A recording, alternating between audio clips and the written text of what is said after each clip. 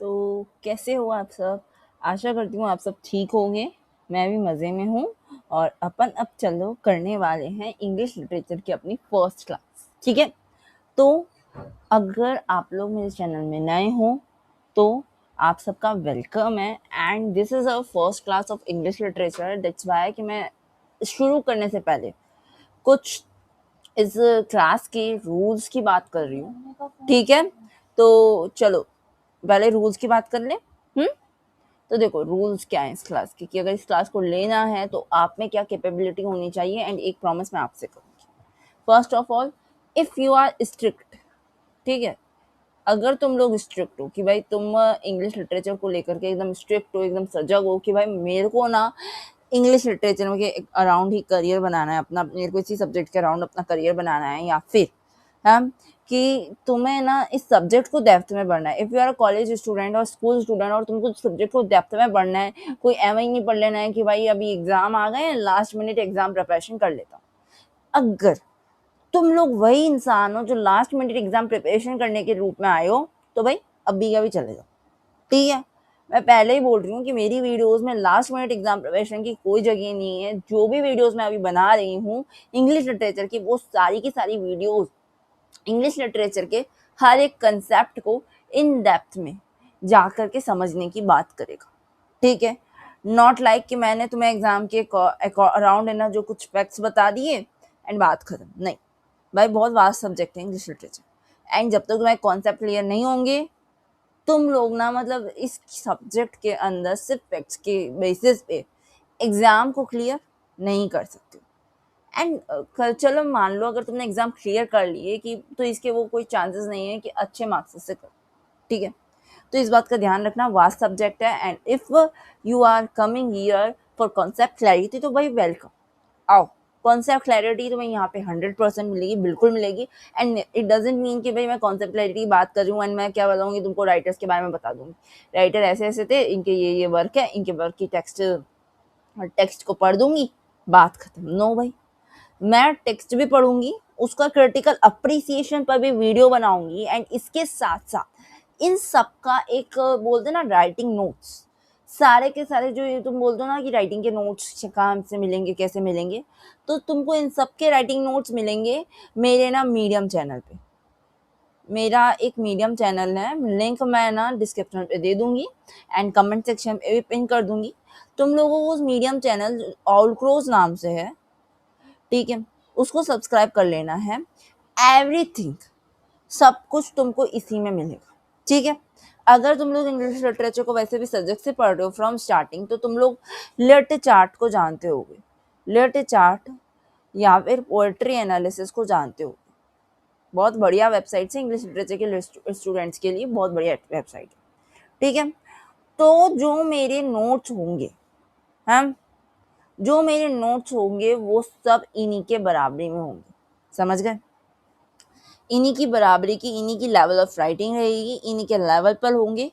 And अगर तुम लोगों को भाई जो भी वीडियो का फुल फ्लैश कि भाई हमने वीडियो तो देख ली, अब आगे क्या, आगे हमें और फैक्ट्स जानने हैं, वो सब कहाँ मिलेंगे, और वापस अगर समझना हो तो रीडिंग पर्सपेक्टिव क्या, तो वो सब तुम्हें ये नोट्स क्लियर करवा देगा मीडियम। बस तुमको क्या करना है, जाना है मैं मीडियम चैनल को सब्सक्राइब करना है, एंड देन तुम्हारे पास नोट्स आते रहेंगे। एंड इफ अगर तुमको ये क्लास अच्छी लगती है तो प्लीज़ सब्सक्राइब माई चैनल। तुम लोग अगर ये सब्सक्राइब करोगे तो ये मोटिवेट्स मी अलॉट, ठीक है? Then let's get started our first lesson, ठीक है? मैं ज़्यादा टाइम पास नहीं करूँगी, बातें करने की बहुत सारी चीज़ें हैं। अपन लोग पहले स्टार्ट कर देते हैं, बीच में बातें होती रहेंगी तो मैं आपको और भी चीज़ें बता दूंगी। पर सबसे पहले अभी अगर तुम यहाँ पे टिक रखे हो तो उम्मीद करती हूँ कि तुम लोग यहाँ पे लास्ट मिनट एग्जाम प्रिपरेशन के बच्चे नहीं हो। इफ हो तो मैं अभी के अभी कह रही हूँ कि निकल जाओ। मैं यहाँ पे तुम्हें नहीं पढ़ा रही हूँ, मैं यहाँ पे सिर्फ उस इंसान को पढ़ा रही हूँ जो लिटरेचर को लेकर के बहुत ज़्यादा सजग है, उसको उसमें करियर बनाना है, उसको नेट जेआरएफ क्लियर करना है, या उसको सीयूईटी का एग्जाम क्लियर करना है, या फिर वो कॉलेज के अंदर भी इसके कॉन्सेप्ट को इन क्लियरिटी में जानना चाहता है। Otherwise good bye, tata. मेरे को आप लोगों से फिर नहीं टीच करना है आप लोगों को, ठीक है? Then let's get started our first lesson, जो कि अपना अराउंड रहेगा इंडियन इंग्लिश लिटरेचर पे। इंडियन इंग्लिश लिटरेचर, ठीक है, इंडियन इंग्लिश लिटरेचर। अब तुम लोग ये पूछो कि मैम इंडियन इंग्लिश लिटरेचर की अपन लोग बात करने वाले हैं क्या? हाँ, मतलब अपन लोग ये पढ़ेंगे कि इंडिया के अंदर इंग्लिश लिटरेचर कैसा है क्या? नो भाई, अपन लोग इन दिस स्पेसिफिक वीडियो अपन लोग ना हिस्ट्री की बात कर रहे हैं कि इंडिया के अंदर इंग्लिश का इंट्रोडक्शन कैसे हो।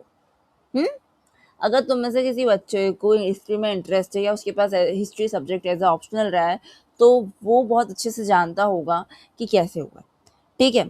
बट शेप कैसे लिया, हाँ, सब लिटरेचर मीन्स इंडिया के अंदर इंग्लिश का बोलबाल कैसे हुआ, शेप कैसे लिया एज अ लिटरेचर स्टूडेंट। अब तुमको लिटरेचर के आई से दिखना है। अभी तक तुम लोग कैसे कैसे हुआ क्या हुआ, अभी तक तुम लोग हिस्ट्री पढ़ रहे थे तो वो आई थी सोशल। नाउ ये अभी लिंग्विस्टिक आई की बात चल रही है, नॉट पॉलिटिकल। तुम लोग पॉलिटिकल और सोशल एंड इकोनॉमी की बात कर रहे थे अभी तक। अगर तुमने ब्रिटिश एम्पायर की हिस्ट्री को पढ़ा है तो तुम लोग इन 3 आंखों से पढ़ रहे थे। आज अपन पहली बार इस आंख से पढ़ेंगे लिंग्विस्टिक, ठीक है। तो इस हिस्ट्री के अंदर अब चलो क्या होता है, हैं हिस्ट्री कहाँ से स्टार्ट? तो the history was started from battles. 2 battles होती है, प्लासी और बक्सर की। भाई प्लासी और बक्सर की बहुत है ना, जब भी अपन बोलते हैं ना battle of Plassey and battle of Buxar, इसकी जब भी बात आती है ना तो भाई इंसान के दिमाग में आता है कि भाई बहुत खतरनाक, बहुत बहुत बहुत खतरनाक बैटल्स हुई थी, हैं। क्योंकि यही दो जो बैटल्स थी, इन्होंने ही तो क्या किया था कि भारत के अंदर अंग्रेजी सत्ता को संस्थापित कर दिया था कि अब इधर से अंग्रेजों को कोई तोड़ नहीं सकता है, ठीक है। लेकिन क्या हुआ कि क्या अंग्रेजी सत्ता संस्थापित हुई? हम अपन बोले बहुत खतरनाक बैटल थी। भाई संस्थापित तो हुई लेकिन खतरनाक, कितनी खतरनाक थी तुमको पता है? इसमें सिर्फ 72 पीपल्स की डेथ हुई थी दोनों साइड से, from East India Company and from the nawab of the Bengal Sirajuddaula. इन दोनों के साइड से सिर्फ और सिर्फ 72 लोग मरे थे। अब तुम बोलो मैम सिर्फ 72 लोग मरे थे, मतलब इतनी खतरनाक तो नहीं थी, तो फिर इसका इतिहास में इतना नाम क्यों है? हाँ, तो भाई साहब इसका इतिहास में क्यों नाम है, इन सब के लिए अपने को सबसे पहले ये बैटल लड़ी क्यों गई ये भी जानना पड़ेगा। अब तुम बोलो कैसे लड़ी होगी कि मैम शायद होगा ना दो राजा के बीच में लड़ाई हो गई होगी। नहीं जी, दो राजा के बीच में लड़ाई नहीं हुई थी। ये एक इकोनॉमिक मोटिवेशन था। इकोनॉमिक मोटिवेशन मीन्स बंगाल के अंदर ना बहुत सारे वेल्थी पीपल थे। अब एक बात ध्यान रखना, अपने जिस समय की बात हो रही है 1757-64 के आसपास की बात है, मीन्स अपन 1700 से 1800 का समय मान लेते हैं, ठीक है। इस समय जो बंगाल था, वेल इसके बाद भी रहा है, बट इस समय जो बंगाल था अपना, सॉरी बंगाल, वो क्या था भाई, इंडिया के अंदर ना जो भाई मनी स्पॉट था जहाँ पे बहुत सारे वेल्दी लोग पाए जाते थे, ठीक है। तुम लोग ये चीज आजादी तक नोटिस करोगे कि भाई जितनी भी इंडिया के अंदर आजादी के समय भी जितने भी रिवॉल्यूशंस आई स्टार्ट हुए वो सब बंगाल से ही स्टार्ट हुए, ठीक है। इवन दो पढ़ाई का रिवॉल्यूशन की पढ़ाई में ऐसा होना चाहिए वो होना चाहिए, ये सब भी बंगाल से ही स्टार्ट हुए। मीन्स बंगाल का इन्फ्लुएंस आजादी के अंदर बहुत ज्यादा रहा है बंगाली लोगों का, बंगाल के वेल्थी लोगों का एंड उसी ने सबसे ज्यादा सफर भी किया। क्यों? क्योंकि जब 1700 से 1800 का टाइम था तब भारत पे किसका शासन था? मुगलों का। तब भारत पे मुगल शासन था और मुगल शासन में कौन राजा था? शाह आलम, ठीक है, शाह आलम, जिसने किसको नवाब नियुक्त किया था? सिराजुद्दौला। सिराजुद्दौला को उसने बंगाल का नवाब नियुक्त किया था। एंड क्या हुआ था ना कि उस समय जो बंगाल की इकोनॉमिक क्लास है, मतलब बंगाल का जो व्यापारी वर्ग है, जो अमीर व्यापारी वर्ग है, उस व्यापारी वर्ग को जो मुगलों की टैक्स को लेकर के, टैक्स वसूली को लेकर के जो रणनीति है ना वो बिल्कुल अच्छी नहीं लगती, ठीक है। तो इस कारण इन लोगों ने क्या किया कि है ना जो एक कॉन्स्पिरेसी रची, एक ना जो अपने नवाब के खिलाफ एक इन्होंने कॉन्स्पिरेसी रची और नवाब को सत्ता से हटाने की बात करने लगा, ठीक है। अब भाई तुम लोग बोलोगे तो इसमें ईस्ट इंडिया कंपनी का क्या काम आ गया? हाँ, ईस्ट इंडिया कंपनी का क्या काम है? अब एक बात बताओ, ईस्ट इंडिया कंपनी आई क्यों थी भारत में? सबको पता है भाई, स्टार्टिंग में नहीं, उनका ये नहीं था कि हमको भारत में शासन करना है। मीनिंग तो उनका ये था कि भारत के साथ व्यापारिक संबंध बना, ठीक है। तो अब अगर व्यापारिक संबंध बनाने और व्यापारी के का कुछ वर्ग, एक देश के व्यापारी का कुछ वर्ग अपने नवाब से कुपित है, गुस्सा है, तो क्या दूसरा व्यापारी उनकी मदद नहीं करेगा? क्योंकि सोसाइटी तो एक ही है ना भाई, तू व्यापारी मैं व्यापारी, अपन दोनों दोस्त, आजा दूसरे को तबाह करते हैं। होगा कि नहीं होगा? क्योंकि अगर ये लोग कुछ कर रहे हैं, ये लोग टैक्स रिडक्शन की बात करने वाले हैं नवाब से, टैक्स रिडक्शन के चक्कर में ये लोग नवाब के खिलाफ है, तो क्या ईस्ट इंडिया कंपनी को इसका फायदा नहीं होगा? अगर इन लोगों के की मांग डिमांड पूरी हो जाती है, ये लोग नवाब के खिलाफ होकर सत्ता को पलट देते हैं, तो क्या इसका फायदा ईस्ट इंडिया कंपनी को नहीं होगा? ऑफ कोर्स होगा। तो क्या ईस्ट इंडिया कंपनी उनके साथ नहीं मिलेगी? हाथ मिलाएगी। तो मिलाया हाथ, और इससे इस चीज ने, है ना, जो इस चीज, इससे क्या हुआ, रिजल्ट में क्या निकला बताओ? प्लासी और बक्सर के 2 महायुद्ध निकले, ठीक है। ये 2 महायुद्ध हुए, और इस युद्ध ने क्या किया, इस युद्ध ने ना जो सिराजुद्दौला की सत्ता को तो गिरा दिया, एंड जो दिल्ली में बैठा अपना नवाब मुगल शासक है शाह आलम, उसको एक फोर्सफुल चुनौती भी मिल गई कि भाई अगर मैंने बंगाल में अगर टैक्सेस का रिडक्शन नहीं करा, अभी जो वैली लोग कह रहे हैं मैं उनके अकॉर्डिंग नहीं चला, तो भाई हो सकता है मेरी सत्ता भी गिरा दी है, ठीक है।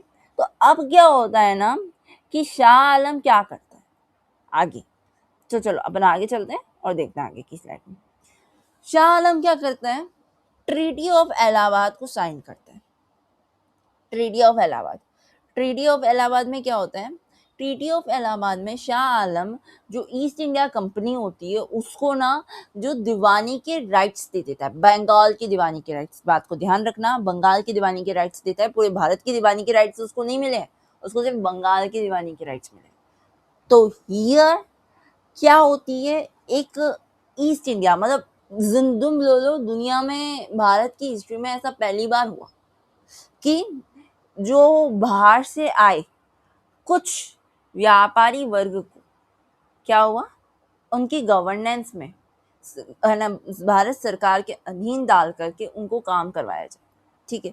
अब यहाँ पे कौन किसके अधीन हुआ है वो तो अपन सब जानते हैं, मगर स्टार्टिंग में तो भाई, पहले तो जब अपने को कोई बहुत बड़ा काम करना होता है तो गधे को भी तो बाप बनाना पड़ता है, तो यहाँ पे तो ऐसा नहीं होगा क्या? ऑफ कोर्स होगा, हाँ। तो इन लोगों ने क्या किया, दीवानी के राइट्स लिए। दीवानी मीन्स कि अब टैक्स वसूली का काम किसके माथे हैं, ईस्ट इंडिया कंपनी के माथे हैं, बंगाल के, ठीक है। दीवानी के राइट्स लिए, और क्या किया इन लोगों ने, दीवानी के राइट्स लेकर के कि है ना जो बंगाल की एडमिनिस्ट्रेशन को समझा कि भारत का एडमिनिस्ट्रेशन काम कैसे करता है, भारत सरकार काम कैसे करती है। अगर तुम सपोज करो इनको दीवानी के राइट्स नहीं मिलते तो इनको शायद इतना अच्छे से नहीं पता चलता है कि सरकार काम कैसे करती है, क्योंकि ये बात तुम भी मानोगे कि सरकार के अंदर रहने वाले इंसान को ज्यादा अच्छे से पता है कि सरकार काम कैसे करती है, बजाय उस इंसान के जो सरकार के बाहर रहता है, ठीक है। समझ गए आम आदमी, समझ गए मेरी बात?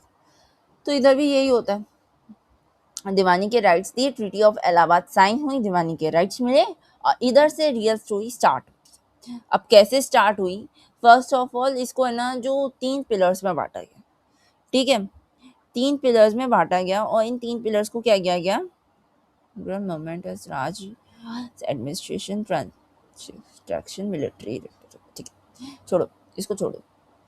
अब क्या हुआ ना, 3 पिलर्स में बांटा गया है। फर्स्ट पिलर में इनको बाय फोर्स, इनको क्या करा गया, बाय फोर्स सबसे पहले प्लासी और बक्सर से एक फोर्स इस्टेब्लिश करा गया।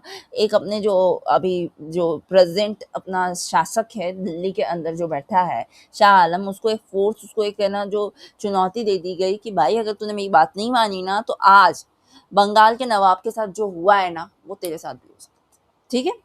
इससे क्या हुआ, इससे डर पैदा हुआ, ठीक है भाई, क्योंकि वो शासक जो बैठा था दिल्ली में वो भाई अपना अकबर या औरंगजेब तो नहीं था, ठीक है। तुम लोग ये बात जानते हो ना कि औरंगजेब के बाद से मुगल शासन कैसा हो गया, मुगल साम्राज्य धीरे धीरे पतन की ओर उन्मुक्त हो गया था, ठीक है। फिर क्या होता है कि बाय फोर्स उन लोगों ने सबसे पहले तो राइट्स मांगे, ठीक है। एक्सप्लॉयटेशन, अब एक्सप्लॉयटेशन क्या है? Exploitation of a primary produce of the land as the very basis of colonial economy. EIC appointed as a Diwan financial manager and collector revenue. Revenue collector बना दिया गया किसको? ईस्ट इंडिया कंपनी को। East India Company ने इससे क्या कर दिया कि भाई लैंड टैक्सेस को बढ़ा करके, प्राइसेस बढ़ा करके अपने कॉलोनियल इकोनॉमी को बढ़ाना शुरू कर दिया। ठीक है, जब उनको दीवानियत सौंपी गई, इसे क्या किया इन्होंने? लीगली करा भाई, ऐसे नहीं करा कि भाई बाय फोर्स। इन्होंने सबसे पहले तो बंगाल के नवाब से क्या ले ली? बंगाल के नवाब से उसकी सत्ता छीन ली, देन खुद जबरदस्ती बैठ गए और है ना जो शासन करने लगे। नहीं जी, वो लोग शासन नहीं कर रहे थे, वो लोग सिर्फ फाइनेंस का काम संभाल रहे थे, वो लोग सिर्फ दीवानी कर रहे थे। और दीवानी में क्या? टैक्स वसूली का काम। टैक्स वसूली का काम किसके माथे था? अपने ब्रिटिशर्स के माथे था। तो ब्रिटिशर्स जिस चीज में ब्रिटिशर्स को राजा बना रखा था ना, तो ब्रिटिशर्स उसमें वो पूरी कोशिश कर रहे थे कि भाई बंगाल के अंदर जितनी भी टैक्स वसूली है उसमें हमारा जो ब्रिटिशर्स का हिस्सा है वो भी अच्छा खासा। ठीक है, यहाँ से एक्सप्लॉयटेशन स्टार्ट हुआ, लेकिन ये एक्सप्लॉयटेशन कैसा था? लीगली था। वो लोग ऑलरेडी इजाजत लेकर के आ चुके थे, शाह आलम ने उनको इजाजत दी थी बाय पत्र कि भाई ट्रीटी ऑफ जो इलाहाबाद है उसके थ्रू उनको लीगली इजाजत मिल रखी थी कि तुम ये काम कर सकते हो। ठीक है, तुम ये काम कर सकते हो। तो इससे तुमको एक आइडिया लग गया कि भाई इन लोगों ने जो काम भी किया ना वो कैसे किया? लीगली किया। ठीक है, इलीगल करते ना तो शायद जनता इनको इतना नहीं मानती। ठीक है, लीगली किया इसलिए जनता भी कुछ नहीं बोल रही। ठीक है, अब देखो आगे क्या होता है। सॉरी, हाँ, आगे आगे इस चीज को समझाने के लिए कि भाई ये जो काम हुआ है इसको, अब जो चीज भारत में हुई एक्चुअली ये बहुत बड़ी बात तो है, दीवानी दे दी गई ना अपनी ईस्ट इंडिया कंपनी को। तो इस चीज को ग्लोरीफाई यूरोप में कैसे किया जाएगा? अदर कंट्रीज को कैसे बताया जाएगा चिल्ला चिल्ला करके कि भाई ऐसा हुआ? उस समय कोई माइक्रोफोन कुछ था तो नहीं, तो फिक्शन के थ्रू बताया गया। और फिक्शन के थ्रू क्या बताया गया? बेंजामिन वेस्ट ने 30 साल बाद, इस सब कर्म कांड जो ये हुआ उसके 30 साल बाद उस बेंजामिन वेस्ट ने, जो कि एक पेंटर है, उसने एक पेंटिंग बनाई जिस पेंटिंग में उसने क्या बताया? ग्रैंड इंपीरियल, मतलब तुम लोग ये कह सकते हो कि भाई है ना जो एक शाही जो अपना इंपीरियल है, यहाँ पे जैसे अपना शाह आलम बैठा है। ठीक है, अपना शाह आलम बैठा है और यहाँ पे बैठ करके शाह आलम क्या कर रहा है? अपना जो अंग्रेजी अफसर है, ठीक है थोड़ा हैट पहना देती हूँ, अंग्रेजी अफसर है, इसको दीवानी के राइट्स सौंप रहा है। किसके? बंगाल के। ठीक है, और इस अंग्रेजी अफसर के पास 6 अंग्रेजी अफसर और खड़े हैं। ठीक है, 6 अंग्रेजी अफसर और खड़े हैं जो कि इस तमाशे को देख रहे हैं कि क्या हो रहा है। ठीक है, तो ऐसे इसमें बताया था, बट असल में जो ये दीवानी का राइट है ये शाह आलम ने पता है कैसे दिया था? शाह आलम ने इस अंग्रेज अफसर के मिलिट्री टेंट में जा करके वहाँ बैठ करके इनकी मीटिंग हुई, और उस मीटिंग के अंदर है ना जो एट दी एंड ये सोचा गया कि चलो ट्रीटी ऑफ इलाहाबाद साइन करते हैं और दीवानी के राइट्स आपको देते हैं, हम कहाँ के? बंगाल के। ठीक है, तो ये किया गया था। रियलिटी तो यही थी ना 1765। ठीक है, उस समय मिलिट्री अफसर वो कौन था? खलीफ था।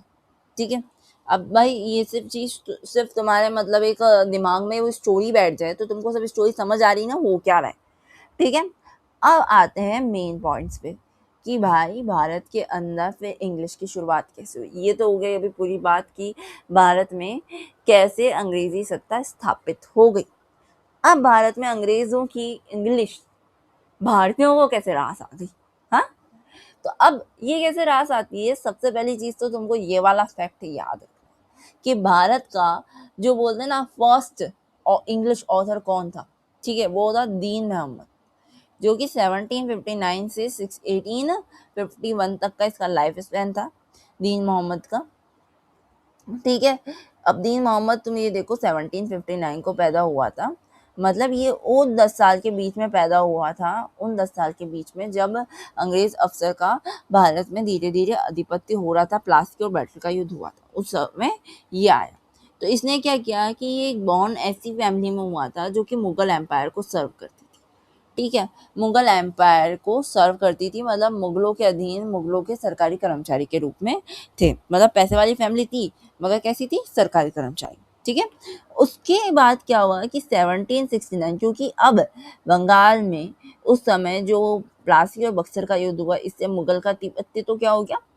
चकनाचूर हो गया था, चकनाचूर तो नहीं बोलो, मतलब थोड़ा कम हो गया था। और किसका अधिपत्य बढ़ रहा था? अब जिसके पास हाथ में पैसा होगा उसका अधिपत्य बढ़ेगा। दीवानी उस समय किसके हाथ में थी? सॉरी, ईस्ट इंडिया कंपनी के। तो अब ईस्ट इंडिया कंपनी के हाथ में पैसा था तो भाई उसके अधीन जाएंगे लोग। तो अब क्या हुआ कि दीन मोहम्मद ने सबसे पहले तो एक सबाल्टर्न के रूप में ईस्ट इंडिया कंपनी के अंदर बंगाल आर्मी के रूप में काम किया, ईआईसी बंगाल आर्मी के रूप में काम किया। और इस चक्कर में वो बहुत ज़्यादा ट्रैवल करा। और इसके बाद क्या हुआ 1784 में। अब सबाल्टर्न कौन होते हैं तो मैं ये बता दूं कि सबाल्टर्न यानी वो अंग्रेज अफसर, वो अंग्रेज आर्मी का अफसर, अफसर भी मत बोलो, सबसे नीचे दर्जे का, जिसके पास ना कोई राइट नहीं है डिसीजन के। वो जो भी काम करता है, रिस्पॉन्सिबिलिटीज तो बहुत है, लेकिन वो जितने भी काम करता है ना उन सब कामों पे जो बोलते हैं ना ऑर्डर्स पे करता है। उसका अपना कोई ऑर्डर या वो खुद कुछ नहीं कर सकता। फिर 1785 में 84 में सॉरी क्या हुआ, ये ना इमिग्रेट कर गया, ये आयरलैंड चला गया। वहाँ पे इसने एक एंग्लो आयरिश औरत से शादी करी और इसने प्रोटेस्टेंटिज्म यानी इसने क्रिश्चियनिटी को अपना लिया। फिर 1794 में इसने अपनी फर्स्ट बुक जो एक इंडियन के द्वारा फर्स्ट इंग्लिश में लिखी गई किताब है द ट्रेवल्स ऑफ दीन मोहम्मद को पब्लिश कर। ठीक है। लेटर लाइफ इसने है ना, जो असल में ये क्या था, एक हिंदुस्तान कॉफ़ी हाउस का है ना जो मालिक था, जो कि ज़्यादा चली नहीं। फिर इसने एक शैम्पूइंग सर्जन नाम से इसने एक दुकान खोली जो कि चली गई। मतलब भारत की जो चंपी है ना उसको उसने इंग्लैंड में है ना जो इंट्रोड्यूस करा। और ये चंपी इतनी हिट गई कि इसको किंग जॉर्ज फोर्थ के द्वारा है ना जो पेट्रोनेज भी दी गई, मतलब रॉयल वारंट भी दिया गया कि भाई अब से तू रॉयल्टी के लोगों की चंपियां करेगा। ठीक है। तो तुम्हें क्या समझ आया दीन मोहम्मद के बारे में कि भाई जो ये सब हुआ तो इससे इंडिया के इंडियंस पे क्या इन्फ्लुएंस पड़ा, कॉमन इंसान पे क्या इन्फ्लुएंस पड़ा? तो जी कॉमन इंसान पे यही इन्फ्लुएंस पड़ा कि जो मतलब कॉमन इंसान उनके अकॉर्डिंग ढलना शुरू कर दिया। ठीक है कि ठीक है भाई, अभी मुगल एम्पायर का, क्योंकि इसकी फैमिली तो मुगलों का काम करती थी, मुगलों के सरकारी अफसर थे। लेकिन जैसे इसने देखा कि अब ईस्ट इंडिया कंपनी का आधिपत्य हो रहा है तो ये किसका अफसर बन गया? ईस्ट इंडिया कंपनी का अफसर बन गया। ठीक है। तो इंडिया भी उनके अकॉर्डिंग, इंडियंस भी उनके अकॉर्डिंग ढल रहे हैं। ठीक है। इससे तुमको अब आगे क्या पता चल रहा है? अब आगे आता है लिंग्विस्टिक नेटवर्क कैसे बना। ठीक है। अब इस पे ध्यान रखना कि भाई सिर्फ ऐसा तो है नहीं कि भाई लैंग्वेज बैरियर नहीं आए होंगे, इंडियंस के लिए भी आए होंगे और उनके लिए भी आए होंगे। अब इस लैंग्वेज बैरियर को ठीक करने के लिए दो काम हो सकते थे। पहला तो ये हो सकता था कि ब्रिटिशर्स खुद हिंदी सीख लें। दूसरा ये हो सकता था कि इंडियंस को इंग्लिश सिखा दें। हाँ, सबसे पहले तो पहले काम पे चले। एक बहुत इंटरेस्टिंग फैक्ट बताने वाली है, इसलिए ध्यान से सुनते रहना। ठीक है। ब्रिटिशर्स ने क्या किया, हिंदी संस्कृत जैसी भाषाएं सीखी। ठीक है। और जिन ब्रिटिशर्स ने इन भाषाओं को सीखा उनको क्या किया गया, ओरिएंटलिस्ट कहा गया। और उसमें कौन कौन थे? हेलहेड, जॉन्स, गिलक्राइस्ट, विल्किंस और कोलब्रुक।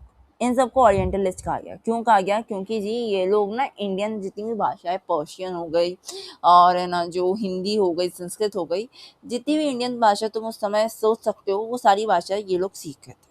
ठीक है। लेकिन इन्होंने जो इंडियन भाषा है इसको इस रूप में नहीं सीखा कि भाई ये भाषा इंटरेस्टिंग है हम इसलिए सीख रहे हैं। इन लोगों ने प्रैक्टिकली सोचा कि भाई लैंग्वेज बैरियर्स हैं, नो डाउट है, नहीं है, तो इस कारण प्रैक्टिकली सोचो तो अगर हम इस भाषा को नहीं सीखेंगे तो आगे जाके प्रॉब्लम हमको ही आनी। क्योंकि कम ये लोग कम थे ना, ब्रिटिशर्स तो अपनी दुनिया में ज़्यादा थे, अपनी लैंड में ज़्यादा थे, भारत में तो भारतीयों की संख्या ज़्यादा थी। ठीक है। तो इस कारण क्या हुआ कि भारतीय लोग ज़्यादा तो इंग्लिश सीख नहीं सकते, तो हम लोग जो कम है हम तो हिंदी सीख सकते हैं। ठीक है जी। तो इन लोगों ने हिंदी सीखी और इन लोगों ने इसको एज अ नीडी सीखा। इन लोगों ने उसमें भी कि भाई हिंदी सीखी तो इसके लिए इन लोगों ने भारतीय ग्रंथ साहित्य को नहीं पढ़ा, ऐसा नहीं है इन्होंने पढ़ा, लेकिन ये लोगों ने उससे कुछ नहीं सीखा कि भारतीय ग्रंथ साहित्य जितने अच्छे हैं उस चीज़ से ये लोग इन्फ्लुएंस नहीं हुए। इनका सिर्फ मेन मकसद था कि हम लोग हिंदी, ये संस्कृत, पर्शियन, फारसी ये सब हम सिर्फ इसलिए सीख रहे हैं क्योंकि हमको एडमिनिस्ट्रेशन को अच्छे से चलाना है। एंड सिर्फ इसी कारण इन्होंने क्या किया, बहुत सारी ग्रामर की बुक्स लिखी, एक बंगाल ग्रामर की बुक लिखी, मूर्स ग्रामर की लिखी, डाइजेस्ट लिखी, कंपर्डियम लिखी, इस तरीके से ग्रामर बुक्स लिखी इंडियंस की भाषा के अंदर। ठीक है, किसने, इन लोगों ने। ठीक है, अब आगे क्या हुआ, इस चीज ने आगे किस चीज को जन्म दिया कि भाई आगे जाके ये ओरिएंटलिस्ट ने क्या क्या चीज डिस्कवर की, क्या चीज शेयर करी, क्या चीज, सब कुछ। तो ओरिएंटलिस्ट ने आगे जाकर के एक बोलते हैं ना एशियाटिक रिसर्च सोसाइटी की स्थापना करी। ठीक है, जिसमें प्रमुख नाम जहाँ तक है जॉन्स का है, जॉन्स का है।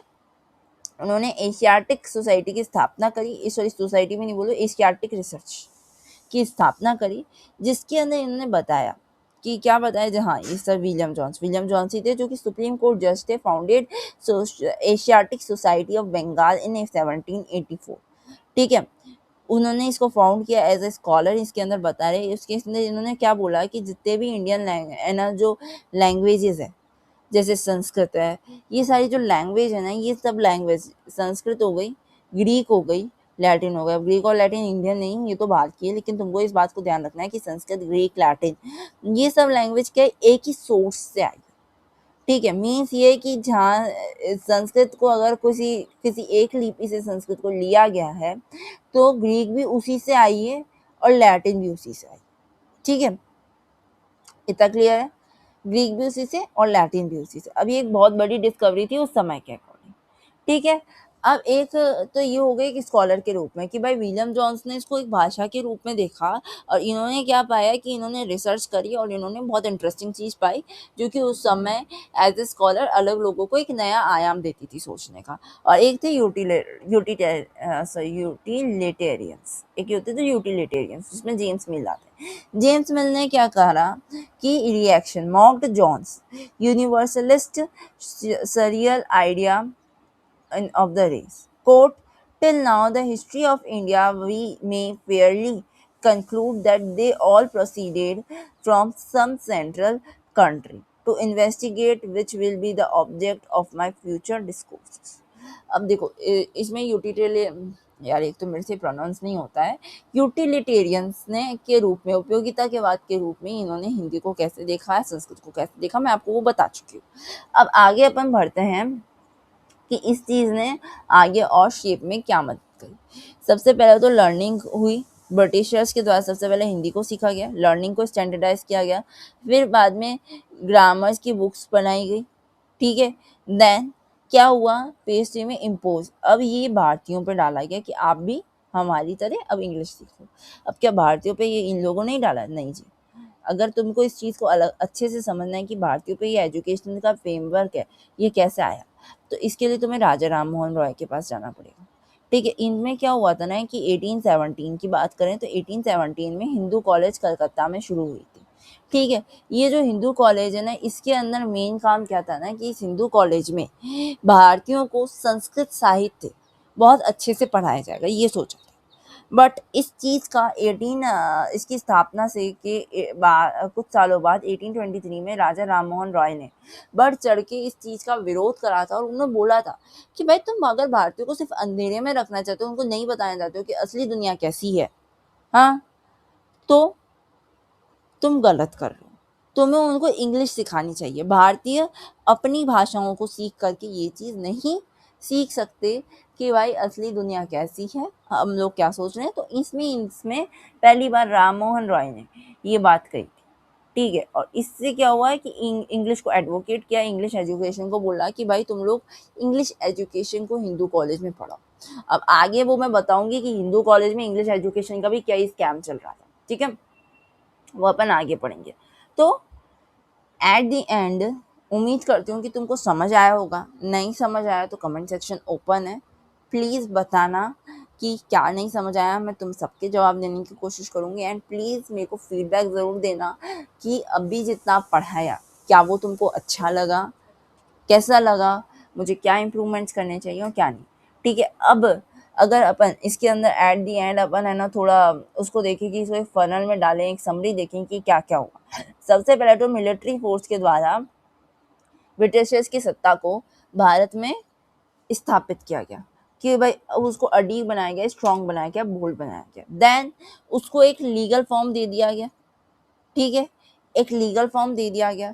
लीगल फॉर्म कैसे दिया, मैंने तुमको बताया था कि ब्रिटिशर्स ने जो दीवानी का काम है ना, दीवानी राइट्स है, वो लीगली लिए थे, नॉट इलीगली। वो लोग दीवानी कर रहे थे कि भाई मेरे को तो टैक्स दो, मेरे को मतलब नहीं कि भाई मुगल क्या सोच रहे हैं क्या नहीं सोच रहे, मुझे तो टैक्स दो। लेकिन अब लीगली में क्या होगा कि मैं मुगलों का रिप्रेजेंटेटिव हूँ और मैं मुगल के बिहाफ में तुमसे टैक्स वसूली कर रहा हूँ। ठीक है, वो लीगल हो गया। इससे क्या हुआ, लिंग्विस्टिक ट्रांजेक्शन, लिंग्विस्टिक ट्रांसलेशन आए। लिंग्विस्टिक ट्रांसलेशन मीन्स कि ओरिएंटलिस्ट आए, ओरिएंटलिस्ट ने इंडिया के इंडियंस जो बोलते हैं ना, इंडियंस वेदास, उनका इंग्लिश ट्रांसलेशन करा। ठीक है, उसके बाद इंस्टीट्यूशनल बेसिस पे भी चेंज आया। हिंदू कॉलेज के अंदर राम मोहन रॉय ने क्या कहा कि आपको इंग्लिश को इंट्रोड्यूस करना चाहिए।